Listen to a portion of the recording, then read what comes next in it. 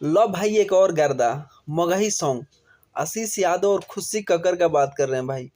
मगही में अगर गाना देखा जाए ना तो आशीष यादव का गाना बहुत बजता है। हर पब्लिक के दिल पे राज करते हैं आशीष यादव।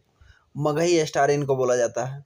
इनका एक गाना आया है खाए के मन करे अचारवा। इनकी एक लवर है, वो प्रेग्नेंट है भाई, तो अचारवा तो खाने का मन करेगा ही, समझ रहे हैं ना। तो उसी पे गाना बनाया है खाए के मन करे अचारवा। मगही सॉन्ग है, बहुत ही बढ़िया सॉन्ग है भाई। अश्लील से दूर, कोसों दूर रहते हैं। ज़्यादा से ज़्यादा कोशिश करते हैं कि मैं अच्छा गाना लेकर आऊँ कि मेरा गाना बजे। एक छोटे अभी हाल फिलहाल के सिंगर हैं जो कि आशीष यादव।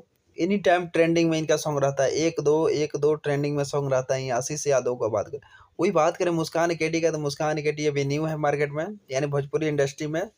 इनका भी नाम धीरे धीरे धीरे धीरे धीरे फैल जाएगा, तो इनका भी काम मिलना बहुत ज़्यादा आसान हो जाएगा।